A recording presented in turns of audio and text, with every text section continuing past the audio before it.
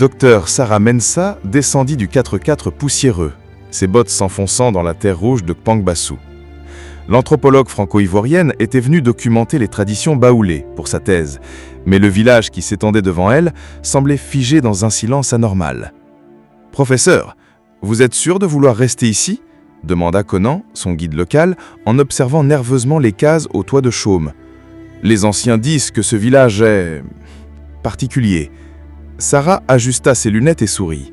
« Conan, je suis ici pour étudier les croyances, pas pour y adhérer. La science n'a peur de rien. » Pourtant, en pénétrant dans le village, elle ne put ignorer l'étrange atmosphère qui y régnait. Les rares habitants qu'ils croisaient détournaient le regard, et un silence pesant planait sur les lieux, brisé seulement par le bruissement inquiétant des feuilles dans les arbres immenses qui entouraient le village. La première nuit, Sarah fut réveillée par un phénomène étrange. Tous les coqs du village chantaient ensemble, mais pas à l'aube, en pleine nuit, dans un chœur discordant qui glaçait le sang. Elle sortit observer et remarqua que les chiens étaient tous tournés vers la forêt, grondant sourdement.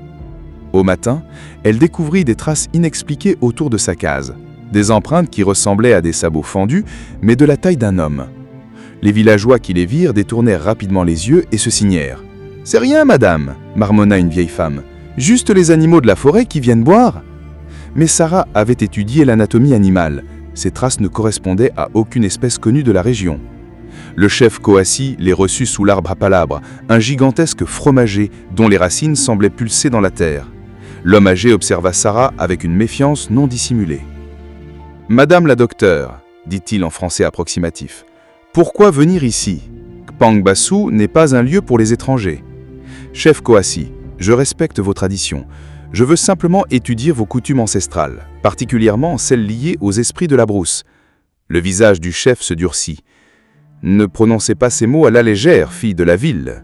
Le Bonu Amuen dort, et il vaut mieux qu'il reste endormi. » Le Bonu Amuen? L'esprit de la brousse, le gardien terrible de nos forêts. Il y a 40 ans, nous avons commis une erreur. Depuis, nous payons. Vous ne devez pas réveiller ce qui dort. Cette nuit-là, Conan révéla à Sarah ce que le chef avait omis de dire. En 1983, des jeunes éduqués du village, influencés par les idées modernistes, avaient voulu prouver que les croyances ancestrales étaient que superstitions. « Ils ont organisé une expédition », murmura Conan, en regardant nerveusement par la fenêtre. 15 jeunes hommes, armés de machettes et de morale révolutionnaire. Ils sont allés détruire le sanctuaire du Bonu Amuen. Que s'est-il passé? Seulement 3 sont revenus. Ils étaient... changés. Ils parlaient une langue que personne ne connaissait, ils avaient peur de leur propre ombre, et ils sont morts un par un dans les mois qui ont suivi. Le dernier survivant s'est pendu en criant qu'il ne pouvait plus supporter les rêves. Sarah sentit un frisson parcourir sa colonne vertébrale. Et les 12 autres? Jamais retrouvés. Mais parfois, la nuit, on entend leur voix dans la forêt. Ils appellent les vivants. Malgré les avertissements, Sarah s'installa dans la case d'hôte au bout du village. C'était, apprit-elle plus tard, l'ancienne maison de l'un des survivants de l'expédition de 1983. Vers minuit, elle fut réveillée par des grattements sur le toit de chaume. Des pas lourds résonnaient au-dessus de sa tête, accompagnés d'un chuchotement constant en langue baoulée. Elle prit sa lampe torche et sortit inspecter, mais ne trouva rien. De retour à l'intérieur, elle découvrit que ses notes étaient éparpillées sur le sol. Au centre de la case, tracé dans la poussière avec une précision troublante, un symbole qu'elle ne reconnaissait pas, une forme animale avec des cornes torsadées et des yeux multiples disposés en spirale. « Qui est là ?» cria-t-elle dans l'obscurité. Une voix répondit, faible mais distincte. « Nous t'attendions. » Le lendemain, Sarah découvrit que plusieurs villageois avaient fait le même cauchemar. Une créature immense avec une tête de buffle et des mains humaines les poursuivait dans une forêt sans fin. Ils couraient, mais leurs pieds s'enfonçaient dans un sol spongieux fait de chair en décomposition. « C'est un mauvais présage », murmura Adjoa, une vieille femme que les villageois appelaient discrètement la dernière Comienne. Quand les rêves deviennent collectifs, c'est que la barrière entre les mondes s'affaiblit. Les enfants étaient particulièrement affectés. Ils dessinaient tous la même créature dans la terre avec des bâtons, reproduisant inconsciemment des détails qu'ils n'auraient pas dû connaître. La disposition exacte des yeux, la forme spécifique des cornes, les scarifications rituelles sur le corps de la bête. La prêtresse traditionnelle accepta de parler à Sarah, mais seulement à l'abri des regards, dans sa case située à l'écart du village. L'endroit était rempli de masques anciens, de statuettes au visage déformé et d'objets dont Sarah ne pouvait deviner l'usage. « Vous ne comprenez pas le danger », murmura Adjoa, en mélangeant des herbes dans un mortier de bois. « Il y a 40 ans, les jeunes du village ont voulu prouver que les anciennes croyances étaient des superstitions. Ils ont profané le sanctuaire du Beaunois-Muen. » Que s'est-il passé exactement ? L'esprit s'est réveillé dans une colère terrible, mais il était faible, affaibli par des décennies d'oubli. Les anciens ont réussi à l'endormir de nouveau, mais au prix de grands sacrifices. Adjoa leva vers Sarah des yeux blancs par la cataracte. 12 vies d'anciens. Ils se sont offerts volontairement pour calmer sa rage. Et maintenant l'esprit grandit, se nourrit de notre peur. Chaque cauchemar le renforce. Et vous posez trop de questions. Vous réveillez des échos endormis. Cette nuit-là, Sarah entendit son nom appelé depuis la forêt. La voix était mélodieuse, presque hypnotique, et elle reconnut vaguement l'accent de sa grand-mère maternelle, morte quand elle était enfant. « Sarah, ma petite fille, viens me voir. J'ai tant de choses à te raconter. » Elle se leva, attirée par cette voix familière, mais se figea en voyant ses propres mains. Elles étaient couvertes de terre rouge, comme si elle avait déjà commencé à marcher vers la forêt sans s'en rendre compte. Le charme se brisa quand elle réalisa que sa grand-mère n'avait jamais parlé français. Elle n'avait connu que le baoulé et quelques mots d'anglais de l'époque coloniale. Au matin, elle trouva des traces de pas nus dans la terre devant sa porte. Ses propres traces qui s'arrêtaient à mi-chemin de la forêt avant de faire demi-tour. Malgré les avertissements, Sarah était déterminée à trouver le sanctuaire. Elle convainquit Kwam, un jeune villageois éduqué qui ne croyait pas aux superstitions, de l'accompagner en échange d'une forte somme. Ils partirent à l'aube, s'enfonçant dans la forêt dense qui entourait le village. Les arbres étaient immenses, leurs branches s'entremêlant pour former une voûte impénétrable. Plus ils avançaient, plus l'atmosphère devenait oppressante. « Docteur Mensah », chuchota Kwam après 2 heures de marche, « regardez les arbres. » Sarah observa attentivement. Tous les troncs portaient des scarifications profondes, comme des griffures gigantesques qui suintaient une sève rouge sombre. Mais ce n'était pas le plus troublant. Les scarifications formaient des motifs, des symboles qui ressemblaient à une écriture primitive. « C'est récent », murmura-t-elle en touchant une des marques. Sa main se retira poisseuse, d'une substance chaude et visqueuse qui sentait le cuivre et la putréfaction. Plus il s'enfonçait dans la forêt, plus les arbres semblaient vivants. Les scarifications pulsaient comme des veines et Sarah aurait juré entendre des battements de cœur émanant des troncs. Kwam s'arrêta brusquement. « Vous entendez ça ?» Un murmure constant s'élevait de la forêt, comme si les arbres eux-mêmes parlaient. Sarah tendit l'oreille et frissonna en reconnaissant des fragments de baoulé, des supplications, des excuses, des promesses d'obéissance. « Ce sont les 12 disparus », chuchota Kwam, ses yeux agrandis par la terreur. « Ils sont toujours là, piégés dans les arbres. » Un rugissement lointain résonna dans la forêt, si profond qu'ils le firent sentir vibrer dans leur poitrine. Tous les murmures s'arrêtèrent d'un coup, comme si la forêt entière retenait son souffle. « Il faut partir !» supplia Kwam. « Maintenant !» Mais Sarah était déjà partie en direction du son. Ils atteignirent une clairière circulaire d'une régularité parfaite. Au centre se dressait un autel de pierre noire, entouré de masques baoulés brisés et d'ossements blanchis. L'air lui-même semblait plus dense ici, chargé d'une énergie malveillante qui faisait bourdonner leurs oreilles. Sarah sortit son appareil photo, mais l'objectif se fissura dès qu'elle visa l'autel. Son magnétophone émit des grésillements incompréhensibles, comme des voix déformées parlant d'une langue qui précédait l'humanité. « Nous ne devrions pas être ici », gémit Kwame en reculant. Soudain, les masques brisés se mirent à saigner. Un liquide noir et épais coulait de leurs yeux vides, formant des rivières sinueuses qui convergeaient vers l'autel. Et dans ce sang, quelque chose bougeait, rampait, prenait forme. Des visages apparaissaient dans le liquide, les 12 disparus, leurs bouches ouvertes dans des cris silencieux d'agonie éternelle. L'autel se mit à trembler, puis à se fissurer. Une lumière rouge sang en jaillit, accompagnée d'une puanteur de chair brûlée et de soufre. Les arbres autour de la clairière se mirent à gémir, leurs branches se tordant comme des bras en agonie. De la fissure s'éleva d'abord un souffle, puis une forme indescriptible. Sarah ne put la regarder directement. Ses yeux refusaient de se focaliser sur cette abomination qui défiait toute logique anatomique. Qui ose profaner encore? La voix résonnait dans leur tête plutôt que dans leurs oreilles, composée de milliers de voix humaines et animales superposées. Kwame s'effondra, vomissant un liquide noir. Sarah elle-même sentit sa sanité vaciller face à cette manifestation d'une horreur primordiale. « Courez !» cria-t-elle. Mais il était trop tard. La créature commençait à prendre une forme plus définie, quelque chose entre le buffle, l'araignée et le cauchemar. Sarah et Kwame coururent aveuglément dans la forêt, poursuivis par un bruit de branches qui se brisaient et de terre qui se fendait. Derrière eux, quelque chose de massif les traquait, émettant des sons qui n'appartenaient à aucun animal connu. La forêt elle-même semblait s'animer pour les entraver. Les racines jaillissaient du sol pour les faire trébucher. Les branches basses s'abaissaient pour les greffer, et la végétation formait des murs pour les égarer. Kwame trébucha sur une racine et s'effondra. Sarah se retourna pour l'aider, et vit l'horreur qui les poursuivait. Une créature à tête de buffle avec des cornes torsadées couvertes d'yeux clignotants, un corps de la taille d'un éléphant mais avec trop de membres, et des mains humaines aux angles de métal qui traînaient sur le sol. « Non !» cria-t-elle en se jetant devant son compagnon. La créature s'arrêta à quelques mètres, inclina sa tête monstrueuse et émit ce qui ressemblait à un rire. Ses multiples yeux fixaient Sarah avec une intelligence malveillante.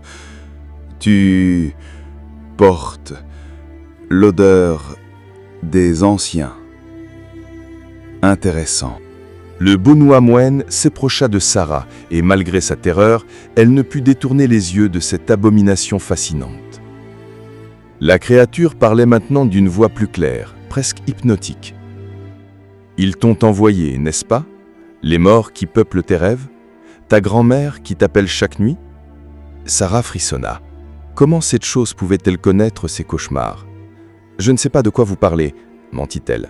« Mensonge. » Un de ses yeux multiples se ferma lentement, comme un clin d'œil obscène. « Tu es venu ici pour une raison, pas pour ta recherche, pour quelque chose de plus profond, plus ancien. » La créature se tourna vers Kwame, toujours inconscient. « Celui-ci ne m'intéresse pas, mais toi, tu as du potentiel. » Elle disparut entre les arbres avec une agilité surprenante pour sa taille, laissant seulement une odeur de terre retournée et de sang. Ils arrivèrent au village au coucher du soleil, hagards et terrifiés. Les villageois les accueillirent avec des regards accusateurs. Le chef Kouassi était furieux. « Vous l'avez réveillé, tonna-t-il. 40 ans de paix fragile brisés par votre curiosité maudite. » Déjà, les signes de la colère du Bonuamoen se manifestaient. Les chiens du village hurlaient sans arrêt, refusant toute nourriture. Les poules pondaient des œufs noirs remplis d'un liquide putride. Les puits se tarissaient un par un et une puanteur de mort flottait dans l'air. « Que va-t-il se passer maintenant ?» demanda Sarah. Adjoa émergeait de l'obscurité, ses yeux blancs brillant d'une lueur surnaturelle. « Il va réclamer son dû. D'abord les animaux, puis les enfants, puis nous tous, à moins que... quoi? Qu'on lui donne ce qu'il veut vraiment. Il a un message pour vous, docteur Mensah, et vous devez l'écouter. » Cette nuit-là, les cris commencèrent. Sarah fut réveillée par des hurlements d'agonie qui semblaient venir de partout à la fois. Elle sortit de sa case et vit les villageois rassemblés autour de l'enclos des chèvres. Toutes les bêtes étaient mortes, mais pas de mort naturelle. Elles avaient été évidées avec une précision chirurgicale, leurs organes arrangés autour de l'enclos dans des motifs géométriques complexes. Leurs corps pendaient aux branches des arbres dans des positions impossibles, comme des marionnettes obscènes.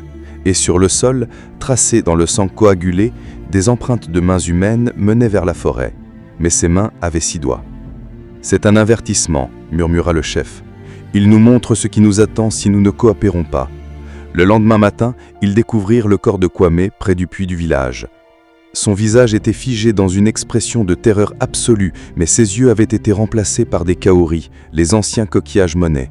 Dans sa bouche, une branche de Newboldia laevis, l'arbre sacré des Nyangos. Les jours suivants furent un cauchemar réveillé. Chaque nuit, le Bonuamoen frappait avec une créativité terrifiante. Il ne se contentait pas de tuer, il créait des œuvres d'art macabres avec les corps de ses victimes.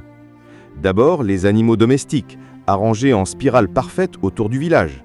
Puis les récoltes, qui pourrirent sur pied, formant des messages en baoulets anciens visibles depuis les toits des cases. Puis les sources d'eau qui se changèrent en un liquide rouge sombre qui sentait le fer et la peur. Les villageois commencèrent à faire des cauchemars identiques et à parler dans leur sommeil en utilisant des mots que même les anciens ne reconnaissaient pas.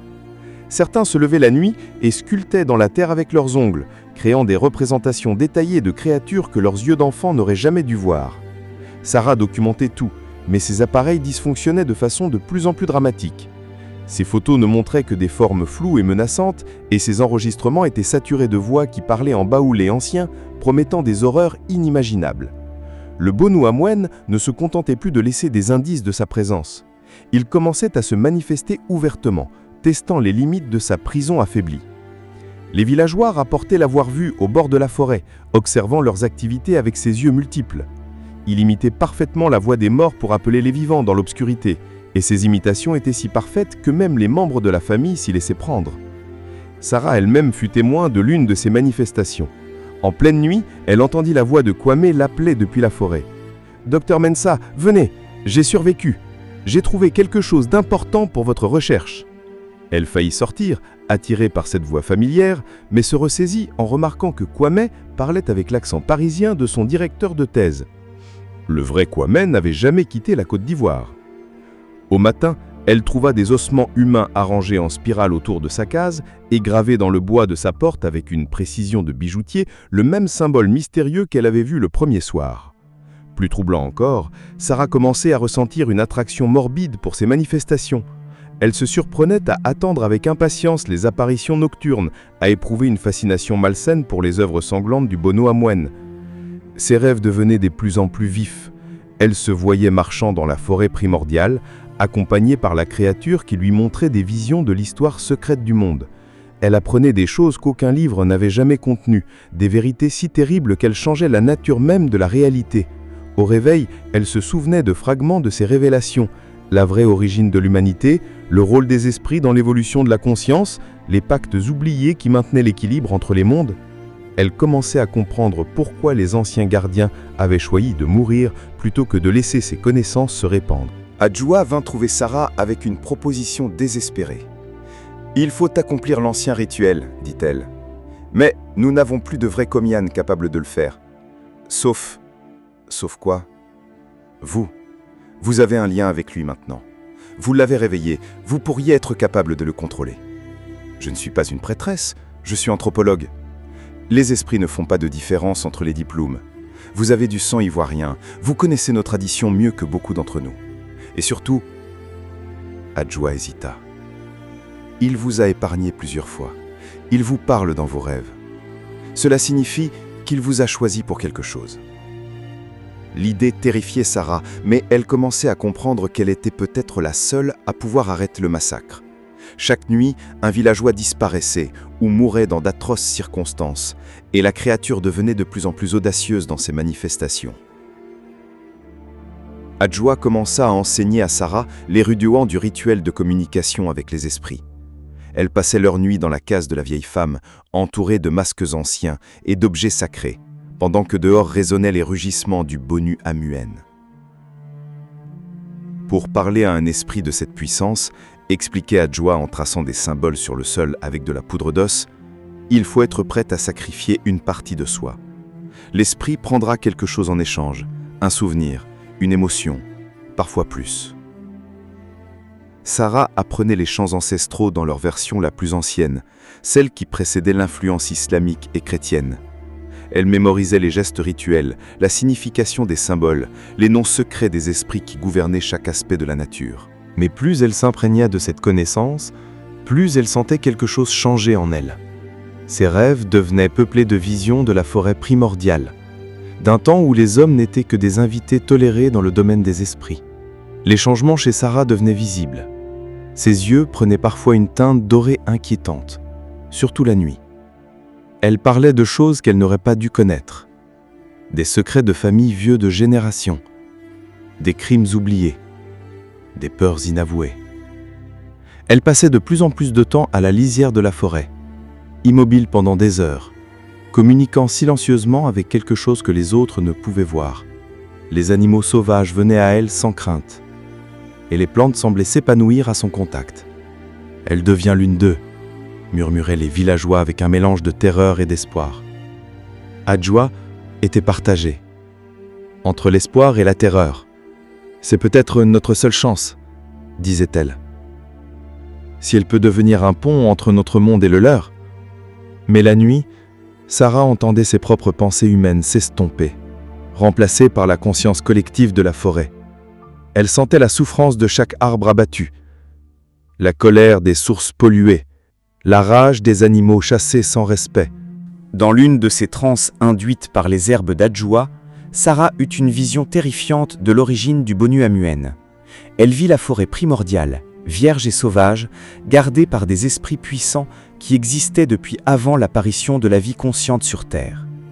Elle vit l'arrivée des premiers hominidés, leur évolution sous la protection bienveillante des gardiens. Elle vit le pacte originel. Les esprits permettraient aux humains de prospérer en échange du respect et de la vénération. Puis, elle vit la rupture. Des générations plus tard, les hommes avaient oublié leur place, détruit les sanctuaires, souillé les sources sacrées. Les esprits s'étaient retirés, mais certains, comme le Bonu Amuen, étaient restés pour maintenir l'équilibre par la force. Il ne veut pas seulement des sacrifices, réalisa Sarah en sortant de sa transe, il veut que l'ordre naturel soit restauré, que les hommes se souviennent de leur vraie place dans la hiérarchie cosmique. Mais cette compréhension venait avec un prix. Sarah sentait sa personnalité se dissoudre peu à peu, remplacée par quelque chose d'ancien et de sauvage. Les villageois remarquèrent le changement radical chez Sarah. Elle ne parlait plus comme une universitaire parisienne, mais avec la sagesse profonde d'une ancienne. Elle connaissait des remèdes traditionnels qu'aucun livre n'avait jamais mentionnés, et ses prédictions sur le temps et les récoltes se révélaient toujours exactes. Elle commençait à tenir consultation comme une vraie comiane, recevant les villageois dans la case d'Adjoa. Ses diagnostics étaient d'une précision troublante, et ses traitements, bien qu'utilisant des méthodes pré-scientifiques, montraient une efficacité remarquable. Mais le plus troublant était sa capacité croissante à voir des choses invisibles. Elle désignait des coins vides et affirmait y voir des esprits. Elle parlait aux arbres et semblait recevoir des réponses. Elle prévenait les gens d'événements qui ne s'étaient pas encore produits.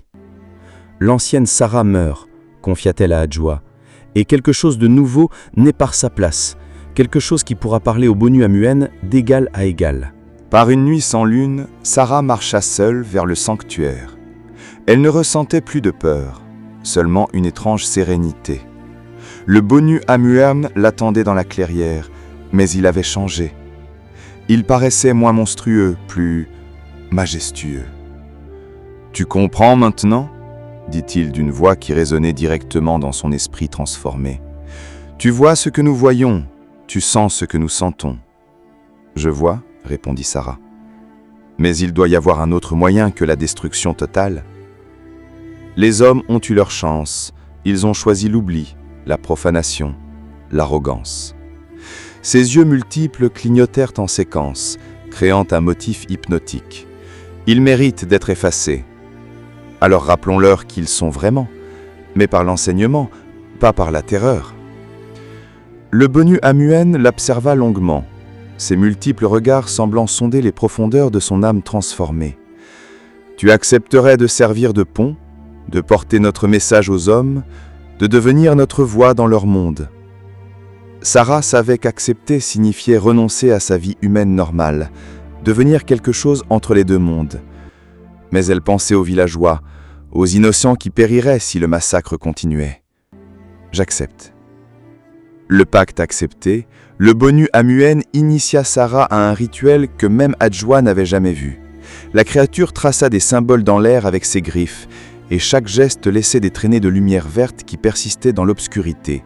« Pour devenir notre émissaire, gronda-t-il, tu dois abandonner ce qui te rend humaine, ta peur de la mort, ton attachement à l'individuel, ta croyance en la supériorité de ton espèce. » Sarah sentit quelque chose se déchirer en elle.